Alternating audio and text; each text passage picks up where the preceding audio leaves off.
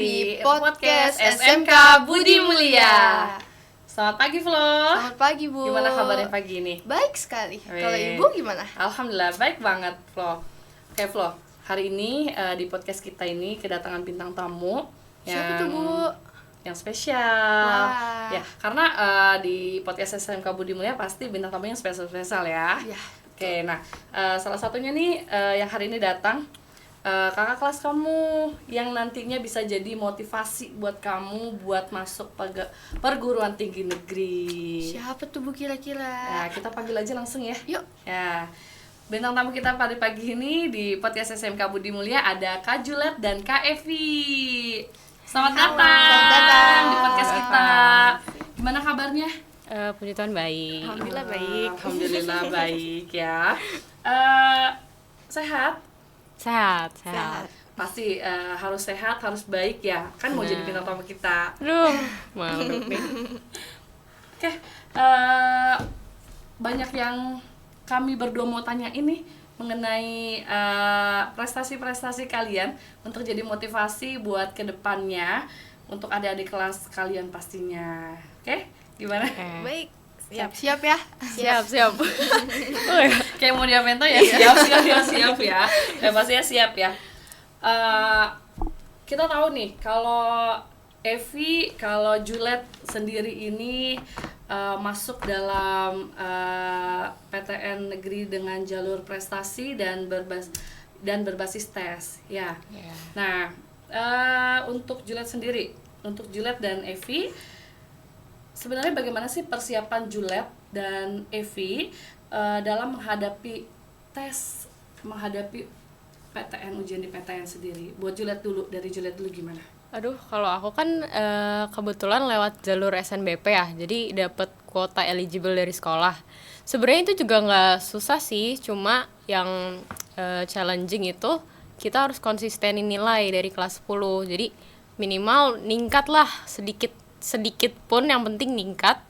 Itu kalian udah bisa sih masuk eligible nanti gitu. Gitu. Jadi untuk jalur prestasi ini memang sudah disiapkan flow dari kelas 10-nya. Ya, gitu ya, kurang lebih seperti itu ya, Lat. Kemudian berarti nilainya harus stabil dan kalau bisa meningkat secara grafik, seperti bisa. itu. Seperti itu Flo. Jadi nanti Flo juga kalau mau jalur prestasi dari sekarang nilainya Flo sendiri harus di stabil atau ditingkatkan lagi, benar kayak gitu. Kalau untuk Kak Evi sendiri gimana? Apa aja yang Kak Evi siapkan nih? Pada awalnya saya juga sama kayak Juliet, masuknya SNBP, dapat kuota eligible juga. Tapi saya kan gagal, gak keterima di SNBP, baru saya coba ke SNBT-nya, yaitu tes. Di tes itu persiapannya kan saya cukup mepet, jadi saya belajar dari TO gratis, dari bisa juga cari di internet sendiri soal tahun lalu. Terus di YouTube juga banyak ya bahas-bahas itu materi-materinya. Gitu. Jadi itu Flo ya. Terus jadi nanti bisa kita buat belajar buat teman-teman juga nih. Berarti itu langkah pertama yang harus disiapkan dalam mengikuti tes-tes untuk PTN ya. Jadi persiapannya harus matang banget dari kelas 10 ya. Iya. Gitu.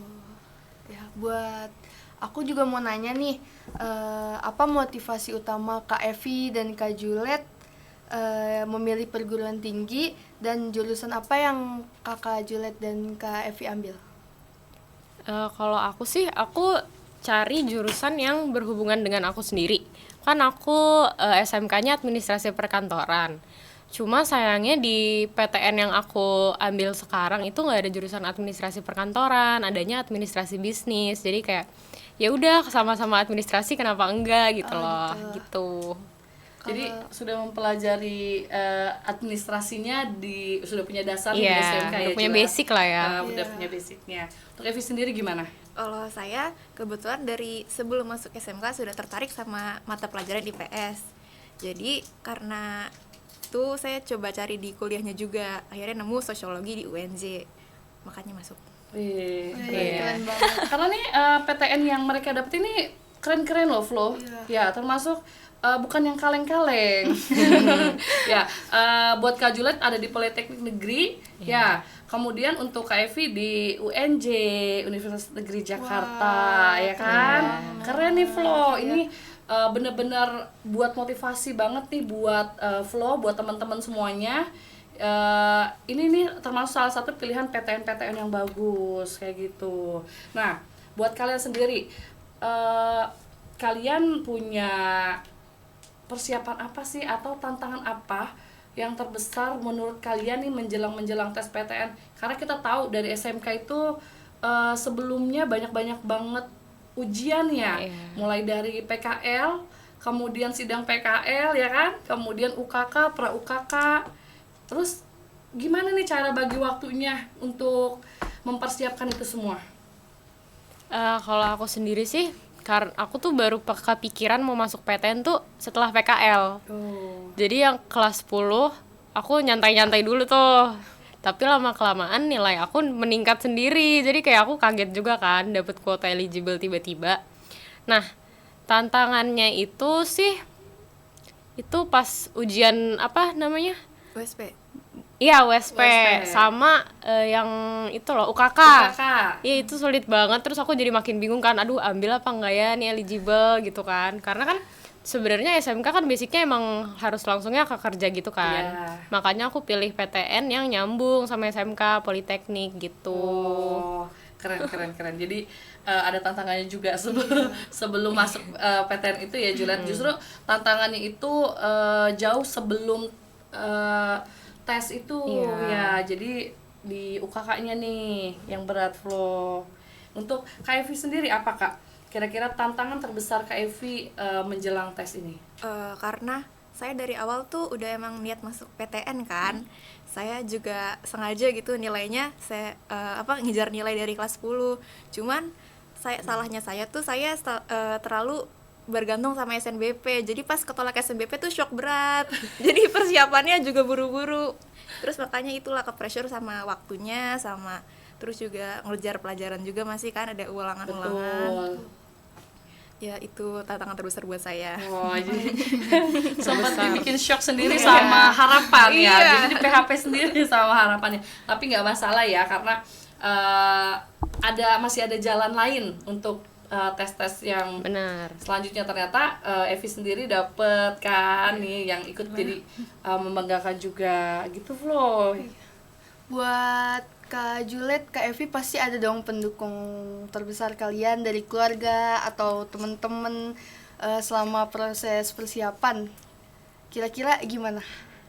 Kalau support keluarga itu penting banget sih ya, tapi support temen juga nggak kalah penting. Kalian juga harus milih-milih nggak sih kalau temenan mau gimana, harus dapet temen, harus cari temen yang suportif juga, jangan yang bawa kalian tuh ke arah jelek, ke arah buruk, negatif gitu. Ya. Jadi harus sama-sama bisa bantu buat berkembangin diri gitu juga. Kebetulan kan aku temenan nih sama Evi, jadi kayak aku suka share info TO, terus info UTBK gitu. Satu jadi frekuensi betul, gitu ya. Dan sama-sama dalam kebaikan kali ini ya. Jadi circle-nya circle positif Positif semuanya. gitu. Kayak gitu. Keren sih, keren ya. Keren kalian berdua ini temenan, jadi bukan cuma dalam hal-hal yang cuma nongkrong bareng aja Flo, tapi mereka juga saling mendukung buat masa depan ya. Buat kedepannya kan kalau kayak gini kan bisa jadi bangga, teman kita nih bisa ini juga kayak gitu ya. Nanti kalau Flo kayak gitu juga keren Flo, jadi saling mendukung. Harus punya circle yang positif. Jadi karena memang itu dukungan paling penting ya. Benar. Kayak gitu. Buat Evi, siapa sih orang yang paling berperan pastinya dalam Evi menjalankan selama tes ini, apalagi pernah gagal di tes yang pertama, kemudian siapa yang nyemangatin gitu, yang nemenin ya kan?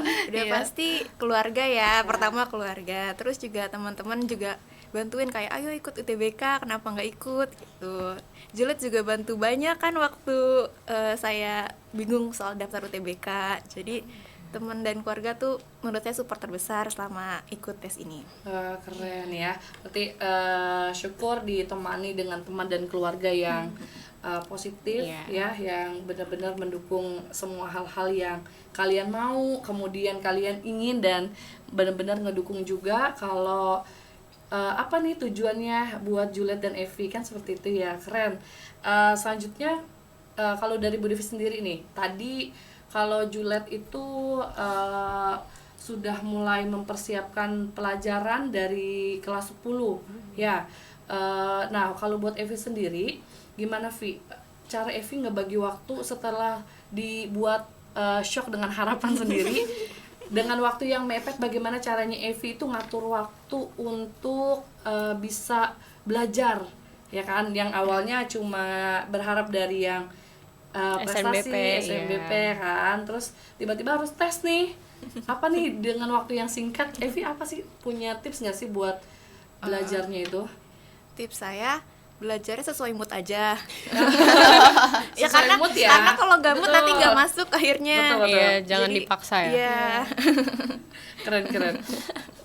Jawabnya cukup singkat tapi benar-benar Emang benar-benar harus sesuai relate ya. mood ya. Benar relate banget, karena memang kalau belajar harus sesuai dengan moodnya, tapi tidak berlaku untuk di Iya. kelas. Iya. Kalau misalnya dipaksa juga jadinya Iya. males kan. Iya, nanti malah burnout Iya. sendiri, terus pusing gitu. Betul banget. Harus dari diri sendiri sih. Benar. Oke. Boleh dong Kak Juliet sama Kak Evi bagi tips buat siswa-siswa SMK Budi Mulya yang mau mempersiapkan diri buat menghadapi tes perguruan tinggi di negeri gitu. Kalau aku, sebaiknya kalian yang kalau mau dapat kuota eligible, yang udah dapat kuota eligible itu, kalian cari strategi sebaik mungkin PTN mana nih yang kira-kira peluangnya gede untuk nerima kamu. Oh gitu. Iya, terus juga yang paling penting sebenarnya, kalian jangan berharap lolos SNBP, sumpah. Terus iya kayak Evi kan, jadinya nanti kalau ketolak jadinya sedih sendiri gitu. Jadi nyalahin diri sendiri, kenapa ya gue nggak lolos sedangkan temen gue yang lain lolos gitu. Oh, harus punya planning ya. Iya, Jadi kita jangan berharap pada satu tujuan kita, Iya. tapi kita berharap yang pahit juga setelah. Jadi kita punya solusi ya. Setelah kita nggak dapet yang ini, harus jalur yang Plan ini. B lah ya. Ya Iya. betul, kita harus punya plan B-nya. Untuk Evi sendiri gimana Vi? Kasih dong tips nih buat adik-adik kamu nih yang selanjutnya ini juga tinggal menghitung berapa bulan lagi, walaupun baru kemarin kalian lulus, tapi tetap adik-adik kelas kalian kan harus mempersiapkan ini kan, biar plan Mateng A-nya gitu. betul, Iya. plan A-nya mateng, plan B-nya juga mateng ya Flo. Bentar. Tipsnya. Buat dari saya, jangan, benar kata Juliet tadi, jangan terlalu berharap di SNBP. Kalau bisa persiapin UTBK dari kelas 11 karena materinya tuh sebanyak itu, bener-bener Iya. banyak dan juga beragam. Apalagi persaingannya sekarang makin ketat ya. Ya, persaingan sekarang juga nilai 600, 700 tuh Nggak ada apa-apanya. nggak ada apa-apanya. Harus 1000. Iya, bener ya. Bener. Oh, gitu. Berarti bener-bener memang sudah disiapkan. Ya, Vi. Iya, bahkan Evi aja lu baru belajar berapa bulan deh? 3 bulan. Itu aja termasuk telat banget. Itu udah bukan telat lagi. Banyak nggak orang-orang yang kejar. udah belajar tuh dari 12 semester 1, bener-bener dari Juli mereka udah langsung iya. kejar berarti materi. 3 bulan itu termasuk yang singkat. Iya, Ya, singkat banget singkat ya. banget. Berarti harus benar-benar belajar dari bahkan dari awal masuk kelas 12 kali ya, harus udah benar-benar harus disiapkan Flo. Berarti ini untuk Flo dan kawan-kawan juga mempersiapkan Flo. Mumpung masih kelas 11 ya. Pokoknya kalau ada yang bilang UTBK lebih gampang dari TU, jangan percaya. Hoax itu ya. Iya, hoax. Karena intinya kita belajar ya. Iya, berarti tipsnya tuh harus mateng, benar-benar Iya. mateng gitu ya, dan nyiapin plan A dan plan B juga. Benar. Gitu. Betul. Oke, keren banget dari Kak Evi dan Kak Juliet ini, sangat menginspirasi. Oh iya, sedikit bertanya. Bukan bertanya, tapi untuk memotivasi juga nih. Waktu itu Kak Evi dan Kak Juliet ini juga ikut OSIS, ya kan Kak? Iya. Betul. Oh, Nah, iya. di tengah kesibukan mereka masih sempat juga nih untuk mempersiapkan itu. Bener kan Kak? Bener. Bener, gimana? Pengalaman sendiri, punya pengalaman tersendiri nggak di OSIS itu? pengalamannya sih lebih ke kayak itu menyiapkan event ya, lebih ke apa sih Iya. kegiatan-kegiatan selain di luar pelajaran sih, bukan kegiatan yang berhubungan sama tes juga kalau saya. Ya jadi nambah pengalaman untuk organisasi sendiri. Jadi kita lebih tahu kan, siapa tahu kalau kita mau Di daftar kampus gitu. iya, daftar BEM atau Iya, HIMA kan betul. ada basic skill dari OSIS gitu. Oh, berarti betul banget tuh. Jadi berpengaruh juga ya karena Iya. setidaknya sudah punya dasar mengenai Organisasi, himpunan, organisasi dan sebagainya. Keren banget Flo. Kita tepuk tangan buat bintang tamu kita pada pagi ini di podcast SMK Budi Mulia. Gitu. Ya. Buat selanjutnya, Oh iya, aku juga masih ada satu pertanyaan lagi. oke, apa nih Flo? Buat kalian berdua nih, buat Kak Juliet dan Kak Evi, orang tua kalian tuh lebih ngedukung kalian buat masuk universitas negeri atau swasta sih?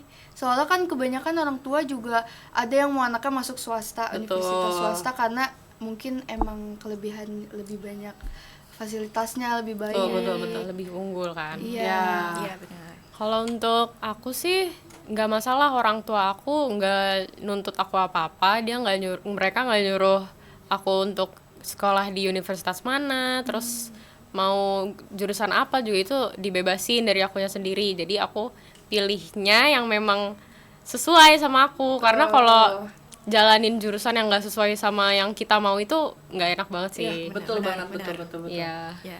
Untuk Kak Evi sendiri gimana? Kalau saya kurang lebih mirip sama Juliet, saya juga dibebasin untuk milih jurusan dan universitasnya. Cuman saya banyak kendala, jadi balik lagi minta saran ke orang tua. Tetap ya orang tua sebagai kuncinya. Kunci utama. Kunci utamanya, betul.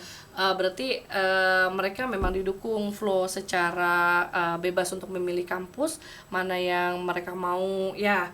Mau negeri, mau swasta, ya. Syukur-syukur negeri juga nggak kalah bagus ya sekarang, semua fasilitas sudah nggak kalah bagus dengan swasta ya, apalagi biasanya punya sedikit keunggulan, betul. Benar. Nanti akan bangga, oh lolos dari sini ya kan, kayak gitu. Iya. Sambil menunggu masuk kuliah aktif, apa nih kesibukan Juliet sama Evi? Ya. Aduh, Apa cuma tidur, bangun, tidur? bener sebenarnya itu. Kalau Evi dulu deh, kayaknya Evi produktif nih. Waduh. Kalau saya kebetulan udah di-share barang-barang untuk ospek. Jadi saya sekarang akhir-akhir ini kebetulan lagi sibuk nyari barang untuk ospek. Oh gitu. Iya. Sulit nggak ospeknya? Masih nggak yang kayak zaman dulu kayak gitu-gitu? Harusnya sih enggak ya. Kalau saya Tapi nggak masih tahu. deh kayaknya. Oh, gitu. Kayak ada latihan militer karena kan politeknik. Iya, Jadi kayak betul. jadi lebih sulit gitu. Tapi nggak tahu juga. Kalau aku kegiatannya itu sehari-hari benar cuma makan tidur terus kayak biasa nonton series gitu. gitu. Drama Film. Korea ya? Iya. Nggak apa-apa, itu berarti kan sambil nunggu mereka masuk kuliah Iya. aktif lagi, ya kan? Kemungkinan di bulan apa kira-kira kuliah ini aktif? Kalau aku kemungkinan di Agustus akhir. Di Agustus akhir. Kita sama sih nggak jauh beda. Oh, nggak Iya. jauh beda. Iya. Berarti untuk PTN ini rata-rata masuknya itu Agustus aktif. akhir. Iya, di Agustus akhir. Oke, terima kasih untuk kedatangannya hari ini, keren banget ya. Iya, Semoga bisa keren menginspirasi Amin. untuk adik-adik kelas kamu pastinya ya. Buat tidak patah semangat bahwa apa yang kalian lakukan itu keren. Iya. Ya, untuk masuk PTN ya kan, nanti akan bisa membanggakan sekolah juga pastinya Iya. nih. Ya kayak gitu Flo. Iya, intinya perjuangan itu nggak pernah ngehianatin hasil sih. Asik. Bener banget ya. Buat hari ini ya. Iya. Boleh Paham. dimakan. Betul. Berarti segala sesuatu itu nggak instan. Iya, pastinya. Ya. Oke, mungkin itu aja yang podcast kita hari ini. Terima kasih untuk teman-teman yang sudah bersama kami dari tadi ya Flo. Iya, Cukup lama cukup lama. di podcast SMK Budi Mulia.